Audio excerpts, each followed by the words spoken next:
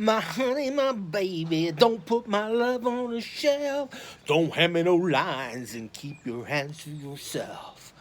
Ding ling ling, ding ling ling, ding ling ling. Give me a ring, my honey, my baby. Don't put my love on no shelf. Don't hand me no lines and keep your hands to yourself. I, I, me, CamBo created Facebook. I did. It was me. I created Facebook. Oh, it was amazing. Let me tell you what happened. A long, long time ago, I would say 2002, 2003, way before Facebook, I was at this amazing church. It was called Living Hope Church, and it was my wife and I's home. And it was a huge part of our lives. It was a really cool place. Became really good friends with the pastor. And at some point around that time, I felt called to go into seminary. And my friend, the pastor, asked me. He said, "Hey, do you want to preach one Sunday?" Yeah. I'll do that. Well, I'm not a theologian. I really kind of stink at the in-depth um, knowledge of Christian faith and the in-depth knowledge of God. And it's not that I couldn't get better at it. I just don't like that stuff. What I like to do is promote love in an organization. So I get up and I remember throwing out some scriptures. I couldn't tell you for the life of me what it is. I might have that sermon saved somewhere, but I threw out some scriptures, and then I started talking about how the church, how this little group of people needed to grow, and how we needed to love one another. And what I meant by that is I illustrated on the wall in the church a wall on Facebook. I said, you know what? If Bonnie needs a babysitter, there should be someone right here in this church that knows a babysitter. We should all use one another. If my car breaks down, I don't want to go searching for a mechanic. I would want to call a mechanic that either goes here or knows something. So, what we should do, folks, is we should put our needs, our wants, our desires to be with each other and in this world up on a wall with cards, little recipe cards that says CamBo needs a babysitter on Wednesday. And someone comes into church during the week or even on Sunday and they pull my card off the wall. And they put a card back up that says, hey, yeah, I know a babysitter that can do this on Wednesday. And we as a group, we connect and we grow and we love one another. And I didn't pursue that. I didn't pressure the church into doing it. It was probably really a throwaway, a throwaway crappy sermon. By the way, I never finished seminary because, well, it was hard on me. I already had a master's, and I just didn't want to be back in school, man. Couldn't stand going to work and studying. Plus, I had two amazing foster kids at that time. They were twins. And I loved them. But God didn't allow my wife and I to keep them. We weren't prepared for their behaviors. So, seminary and twins and work, a fairly new marriage, um, and a brand new little church. And I didn't pursue it. I didn't push it, even though I thought, honestly, in my heart, we should start something that looks like Facebook. We should put recipe cards on the wall and help one another out. And I really wish I'd have pursued it because who knows what it led to. And the thoughts that were going through my mind at the time were exactly Facebook.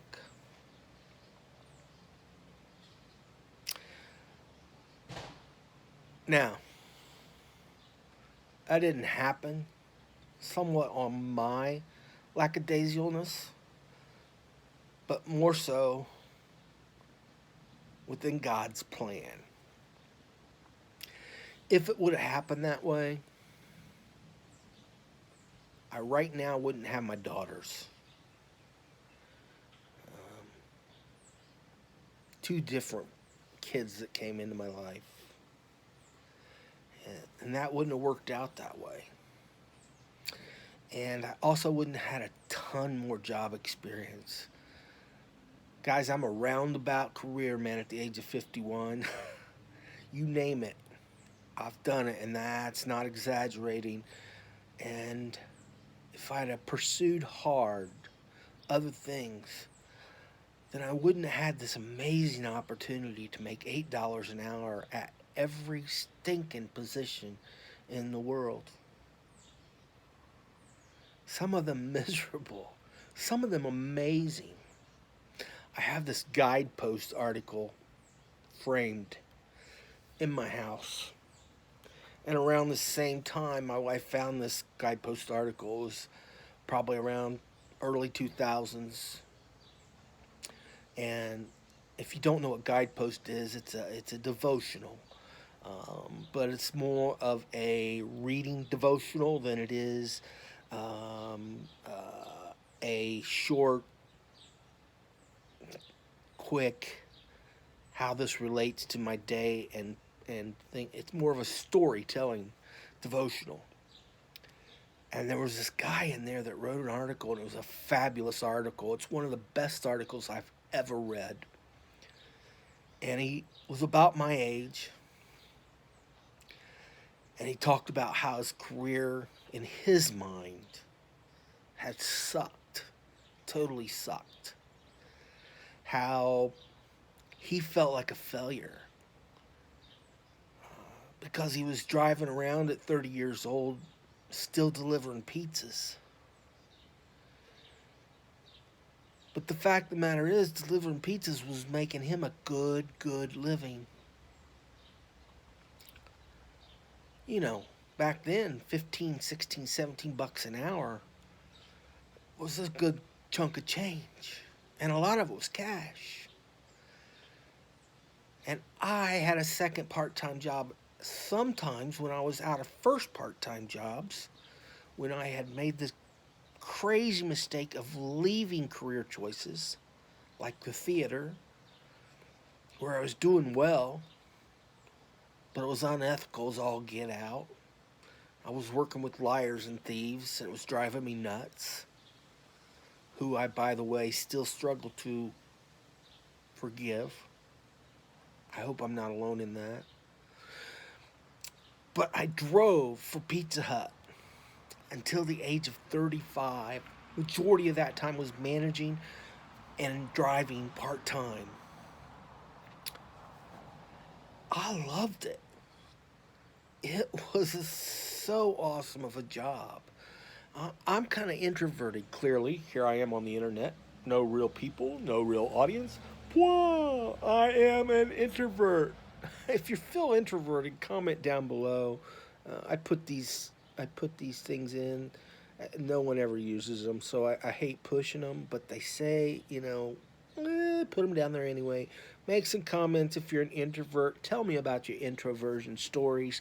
I really do want to hear and share them, guys. If you have a story to share about being introverted, man, please, other people, other introverts and extroverts want to understand you and want to know your story. And that's how we all grow together. So send me something. Send me a comment and let me know. So,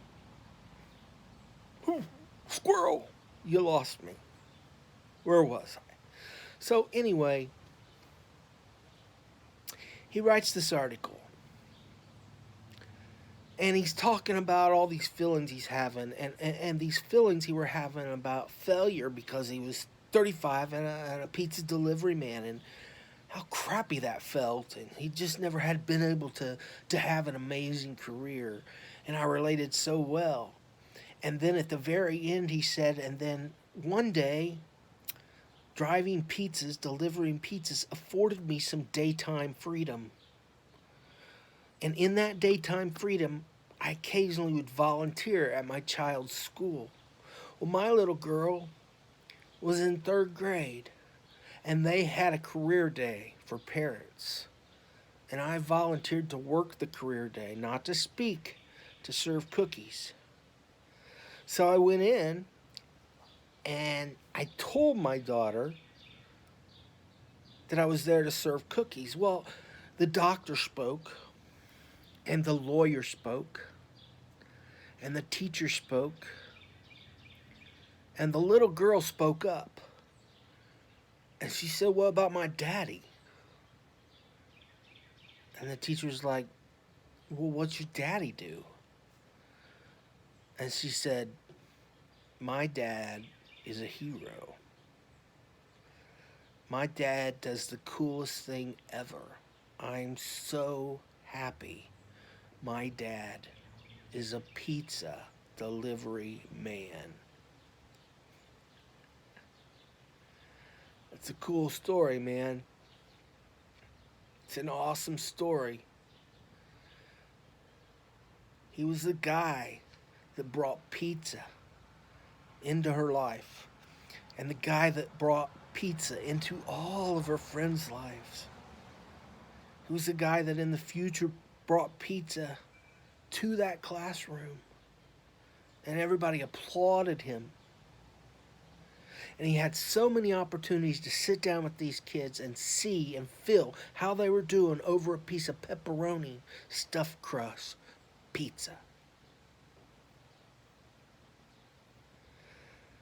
Guys, if I'd have pursued ministry, if I'd have stayed in the theater,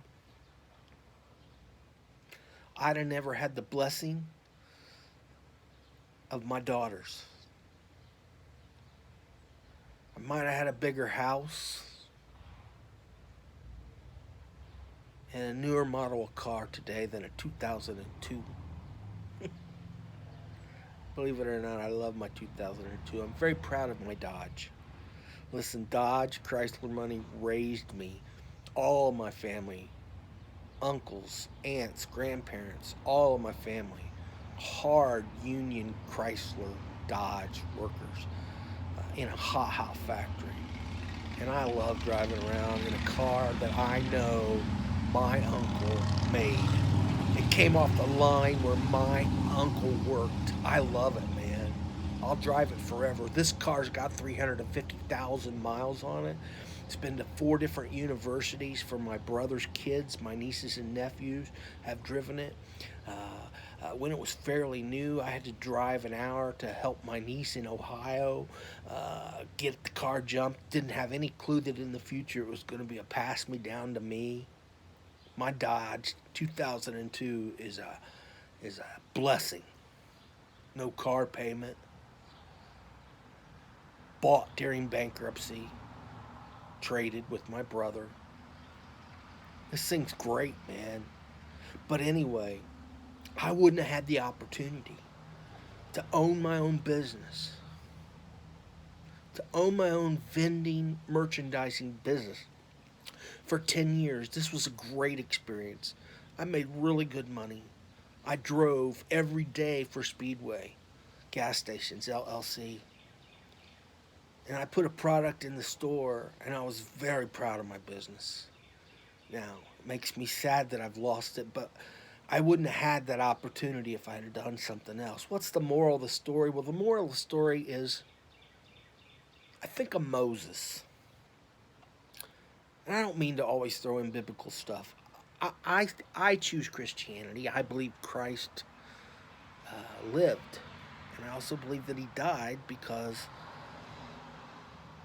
mainly because we know it happened. It's real. We've found the stuff. Does that make sense? You might choose your spirituality in a completely different way, and I make no judgments on that, as most of the world feels like Christians do. I don't, man. I just want us to love one another. Rodney King, 1997 riots, Los Angeles. Why can't we all just get along? Well, he's right. Man, why can't we all just get along? You know, my God's love. And sometimes, if I push through my humanness, then I bust up his plan. And in retrospect, I didn't mean to bust up his plan, but I would have. So, man, I'm grateful for where I'm at right now. Grateful for 10 years with an amazing business. I am grateful for two beautiful daughters. I am grateful for my 2002 Dodge. And I didn't feel back then qualified. And you can ask some of my pastor friends. I didn't feel qualified. I'd look up and I would say, you're not really asking me. So I do think of Moses because, you know, Moses was asked to lead a people and he's like, hell no. I can't do that. I can't do that. And God was real clear to Moses. I mean, he just said to Moses, man, if you don't trust me, if you believe in your abilities to not do something more than you believe in my abilities to get you through this river, then we need to part ways anyway. Because that's not faith in me, Moses. So if I'd have just had, guys, gotta tell you, distraction. My wife comes out, listens to me on YouTube, doing YouTube, sits down in a chair, her eyes come right into mine, and I can't be honest and open and talk to you guys when I'm got that on my mind. You guys want to see her? You want to tell her to go away? Because she hates it. She hates being on camera. And if I turn this around right now, I'll be divorced by tomorrow. So I won't do that. Okay? But just think about your past failures, um, and how that's worked out for you now. And you know, maybe there's some of you out there that's not worked out for you now, that you know of yet. But there's still time left. And I think we need to honor that. If we don't,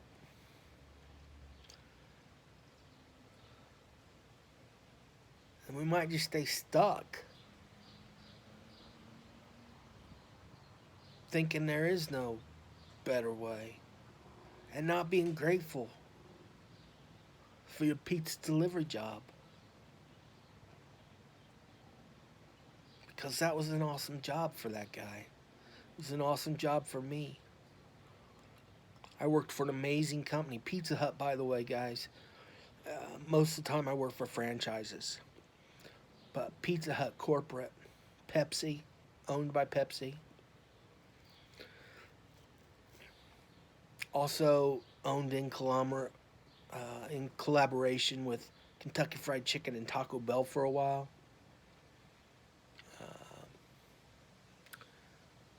You know, this company really treated me well, and the franchisers really treated me well. Of course, I could have better benefits, man, but I was making great money and doing the perfect job for my personality.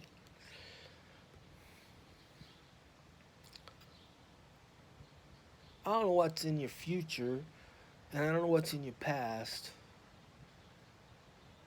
but they can line up if you'll just believe in something. Put your faith in a higher power. Put your faith in a higher power. Put your faith in something bigger than us. Because if it's just us, man, we're going to make some crappy decisions. I know I did. And if you feel the same, like you've made a crappy decision or two, tell me about it down there. Tell me a story about your crappy decisions. I want to share them because there's other people that feel like they've made some crappy stories and crappy decisions. And we don't help one another unless we share it. If I don't know about your crappy decisions, I can't share it. If I don't share it, how do you know somebody else doesn't need it? So just comment, man. Just tell me about your crappy decisions. Guys, I'm CamBo. I'm out.